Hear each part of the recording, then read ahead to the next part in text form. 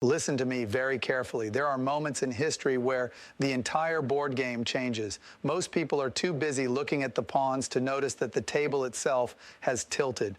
We are living through one of those moments right now. When Donald Trump first mentioned buying Greenland years ago, the world treated it like a reality TV stunt. The late-night hosts made their jokes. The Danish Prime Minister called it absurd. The New York Times wrote think pieces about imperial delusions. They laughed, they mocked, they moved on. But do you know who wasn't laughing? The People's Liberation Army in Beijing, the strategic planners at the Pentagon, the mining tycoons in Australia, and the intelligence agencies in Moscow. They weren't laughing because they understood exactly what Donald Trump was looking at. They saw the same satellite data, they saw the same geological surveys, and they knew the terrifying truth that the American public was too distracted to see. Greenland isn't just an island of ice and snow. It is the largest untapped vault of strategic wealth on the planet. It is the geopolitical kill switch of the 21st century. On January 30th, 2026, the laughter officially died. President Trump has escalated this from a business idea to a potential NATO ending crisis. He has threatened to pull the security umbrella from Europe. He has threatened 100% tariffs. He is willing to break the Atlantic Alliance. Why? For an island with 56,000 people? No. For the $10 trillion worth of rocks buried underneath them? We are talking about rare earth minerals, the vitamins of industry, the secret ingredients that make the modern world function. Without these specific elements, neodymium, dysprosium, terbium, praseodymium, the entire technological infrastructure of the West collapses. Your iPhone becomes a paperweight, the internet goes dark, electric vehicles stop rolling, and most importantly, the United States military becomes a collection of useless metal statues. For the last 30 years, the United States has committed one of the greatest strategic blunders in the history of empires. We allowed our greatest adversary, China, to capture the entire supply chain of the future. We let them buy the mines. We let them build the refineries. We let them patent the processing technology. We handed them the keys to our own economy and said, here, you drive. Now we are waking up in the passenger seat of a car going 100 miles an hour toward a cliff, and Donald Trump is trying to grab the wheel. In this documentary, we are going to open the Greenland files. We are going deep, deeper than the mainstream media will ever go. We are going to look at the chemistry, the geology, the dirty politics, and the ruthless economics of the resource war. We are going to explain why World War III might not start over Taiwan or Ukraine, but over a frozen mountain in southern Greenland called Kvanefjeld.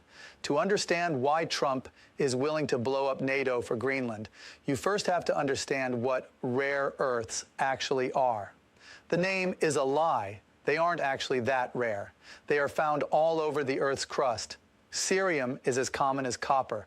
But finding them is not the problem. Refining them is the problem. Rare earth elements are chemically promiscuous. They love to bond with each other. Finding them in pure form is almost impossible. They are clumped together in complex ores, often mixed with radioactive thorium and uranium. Separating them requires a massive, dirty, complex chemical process. It requires hundreds of acid baths, solvent extraction stages, and immense amounts of energy. It is difficult, it is toxic, and it is expensive. In the 1980s, the United States was the world's leader in rare earths. We had the Mountain Pass mine in California. We controlled the tech. But then China made a strategic decision. Deng Xiaoping, the architect of modern China, said a quote in 1992 that should be tattooed on the forehead of every American diplomat. The Middle East has oil. China has rare earths. He wasn't joking. China decided to subsidize their industry. They ignored environmental regulations. They dumped acid into rivers. They dropped prices so low that the American mines went bankrupt. They played the long game. They drove Mountain Pass out of business. They bought the intellectual property. They built the Magnets Valley in Baotou. Fast forward to today. China controls roughly 90% of the processing capacity for rare earths. They control the midstream. Why does this matter? Because of the magnets. The modern world runs on permanent magnets, neodymium, iron boron magnets. These are the strongest magnets known to physics. They are essential for turning electricity into motion. Every electric vehicle motor needs them. A Tesla Model Y uses roughly a kilogram of rare earths. If you want to ban gas cars and switch to EVs, you need millions of tons of neodymium. Where does it come from? China. Every offshore wind turbine needs them. Those massive generators spinning in the North Sea, they require hundreds of kilograms of dysprosium to operate at high temperatures without losing their magnetism. If you want a green energy transition, you need dysprosium. Where does it come from? China. But the civilian economy is just the tip of the iceberg. The real nightmare is the military. An F-35 Joint Strike Fighter, the jet that is supposed to secure American air superiority for the next 40 years, requires 920 pounds of rare earth materials. The lasers, the radar, the targeting systems, the actuators that move the flaps, they all run on these metals.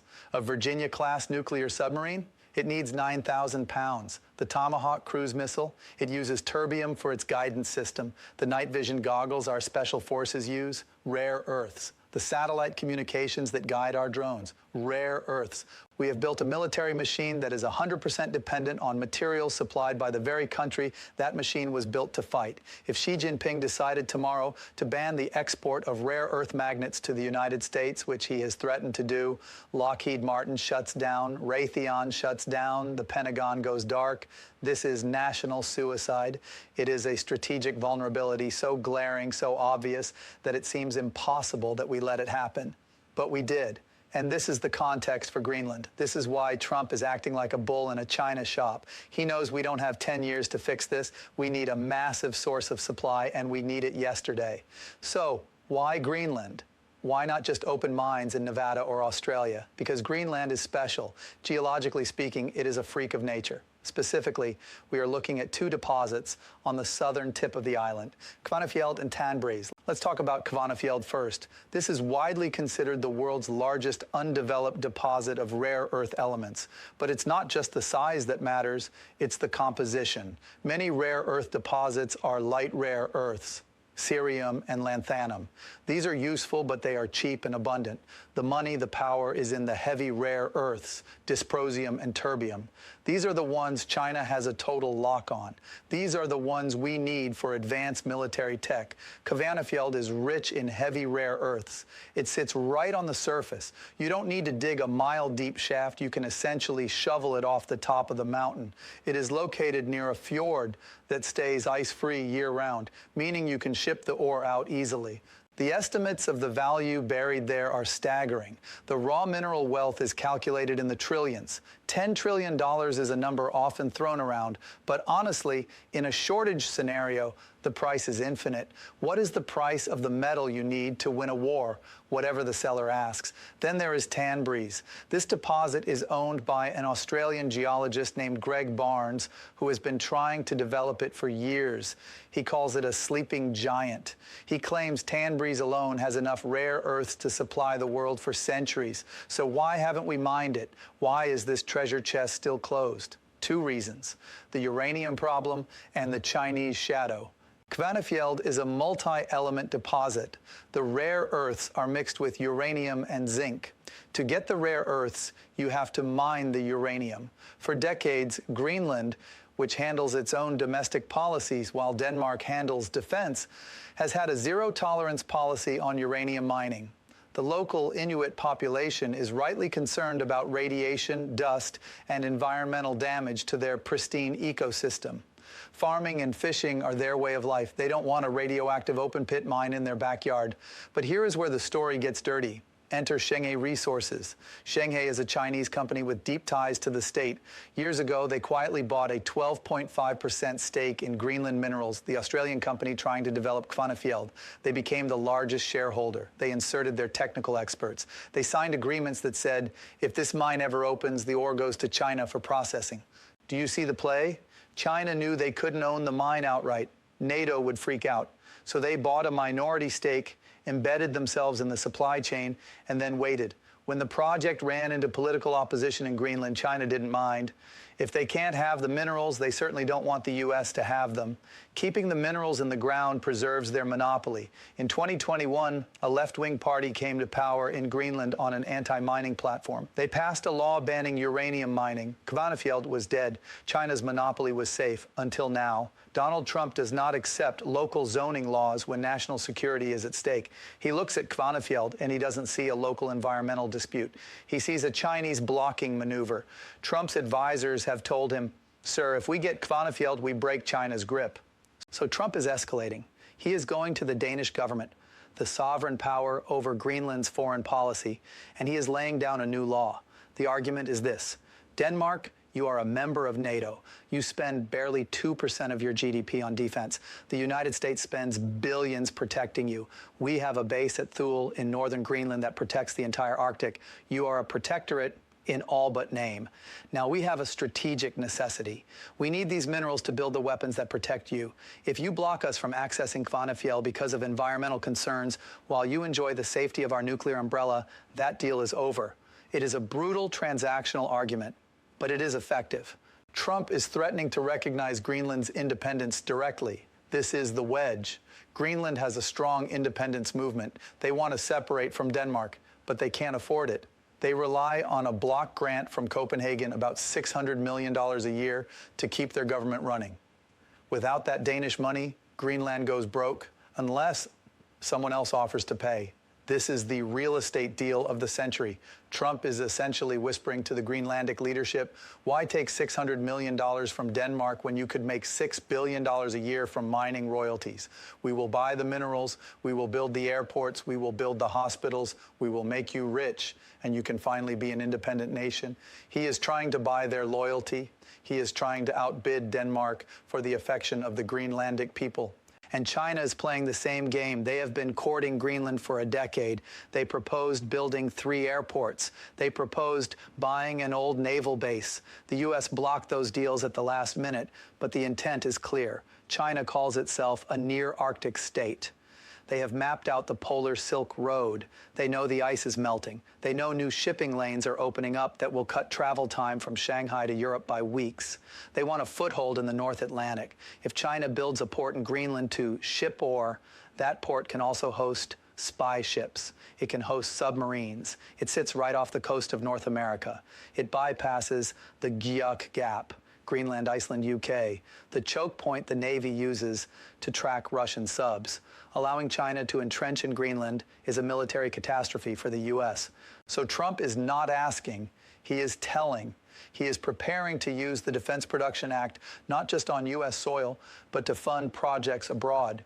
He is looking at invoking national security waivers to bypass environmental regulations in allied territories. He is threatening 100% tariffs on Danish exports, pharmaceuticals, wind turbines, Lego, if they don't solve the Greenland problem. He is forcing Copenhagen to choose, are you an ally of the United States or are you an obstacle? Let's assume Trump wins. Let's assume he forces the deal through. What happens next? How do we actually get $10 trillion out of the ice?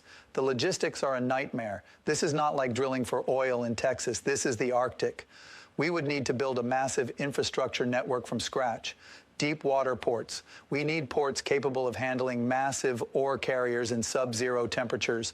Icebreakers. We need a new fleet of heavy icebreakers to keep the lanes open. Right now, the U.S. has 2. Russia has 40. We are woefully behind. Processing facilities. This is the key. We cannot just dig up the ore and ship it to China. That defeats the purpose.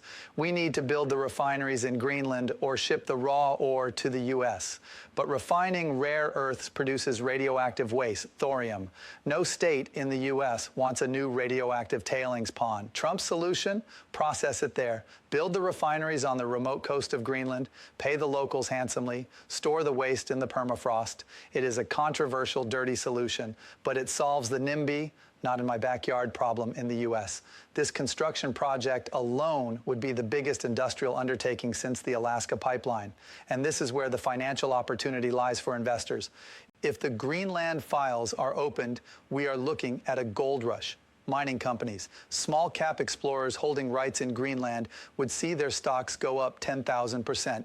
Defense contractors, companies like Bechtel or Halliburton would get the multi-billion-dollar contracts to build the bases and ports. Shipping, the specialized ice-class shipping sector would boom, but the biggest winner would be the U.S. auto industry. Imagine Ford and GM and Tesla having a guaranteed domestic controlled supply of neodymium at a fixed price. No more price shocks from China, no more export bans. It would stabilize the entire supply chain. It would make the reindustrialization of America possible. Do not think for a second that Beijing will sit back and watch this happen. If Trump moves on Greenland, China will retaliate. They have their own kill switch. They can dump their holdings of U.S. treasuries, they can harass U.S. ships in the South China Sea, or they can do the one thing we fear most, the immediate embargo. China could say, okay, you want to develop Greenland? Good luck. It will take you 10 years to build that infrastructure. In the meantime, no more rare earths for you. Today, they could starve us out before we can get the new supply online. This is the gap of death, the period between declaring war on the Chinese monopoly and actually breaking the monopoly. During this gap, industries would crash. Electronics prices would triple. We would see shortages of everything from MRI machines to PlayStations.